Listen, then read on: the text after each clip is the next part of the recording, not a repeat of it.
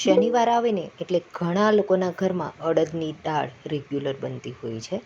તો આજે હું તમારી સાથે અડદની દાળની રેસીપી શેર કરું છું.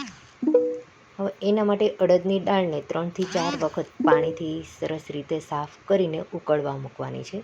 હવે દાળ ઉકળે ને એટલે એના ઉપર આવી રીતે ઝાગ વળે છે, જે ફીણા કહીએ ને એ એના ઉપર વળી જતા હોય છે. એને આપણે કાઢી લેવાના છે. જો 2-3 વખત ઉકળે એટલે ત્યાર પછી જેટલા ફીણા વળે એ બધા આપણે એને કાઢી લેવાના. ત્યાર પછી ટેસ્ટ પ્રમાણે થોડુંક નમક નાખવાનું અને થોડુંક એવું તેલ એડ કર્યું છે અને આપણે એને બાફવા મૂકી દેવાની. હવે દાળ બફાય ને ત્યાં સુધી આપણે એની અંદર નાખવાના થોડાક મસાલા છે, એ આપણે કાપી લઈશું. હવે મસાલાની અંદર ટમેટું છે, લીલી ડુંગળી, લીલું લસણ, ધાણા, કોથમીર, સૂકું લસણ અને લીલા મરચાંના કટકા, આ બધું સરસ રીતે મેં કટિંગ કરી લીધું છે. હવે આ બાજુ આપણી દાળ પણ બફાઈ ગઈ છે.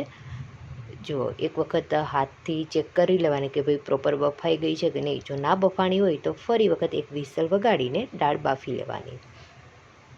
હવે આપણે પહેલાં વઘાર કરીશું. હવે એક લોયાની અંદર 2 પાવડા જેટલું તેલ લીધું છે, એની અંદર રાઈ અને જીરું એડ કર્યા. હવે એ થોડાક તતડે ત્યાર પછી એની અંદર લસણની કટકી એડ કરી છે અને લીલા મરચાંના કટકા પણ એડ કરી દીધા. ત્યારબાદ મીઠો લીમડો એડ કર્યો છે. બધું સરસ રીતે હલાવી લીધું. જો થોડીક વખત ચડવા દેવાનું. આ બધું મિક્સ થઈ જાય ને ત્યાર પછી એની અંદર થોડાક મસાલા એડ કરીશું. હવે મસાલાની અંદર થોડીક હિંગ નાખી, 1 ચમચી જેટલી હળદર એડ કરી છે અને ત્યારબાદ ટમેટાના ટુકડા એડ કરેલા અને ટમેટાં ચડી જાય એના માટે થોડુંક એવું ફરીથી નમક એડ કર્યું છે. હવે ત્યાર પછી લસણવાળી ચટણી છે. જો તમે આ ચટણી નાખશો ને તો દાળનો ટેસ્ટ ખૂબ જ સરસ લાગશે. લસણની ચટણી નાખ્યા પછી થોડીક વખત હલાવીને એમાં થોડુંક પાણી એડ કર્યું છે, એટલે કે મસાલા આપણા બળી ના જાય એના માટે. હવે પાણીને સરસ રીતે ઉકળવા દેવાનું છે. હવે એ જે વઘારનું પાણી ઉકળી જાય ને ત્યાર પછી બાફેલી દાળ જે હતી એની અંદર એ એડ કરી દેવાનું.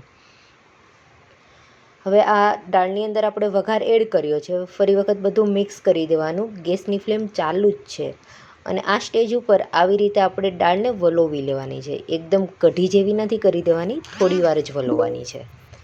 આ રીતે વલોવશો ને એટલે વઘાર અને દાળ બંને સરસ એક રસ જેવું મિક્સ થઈ જશે.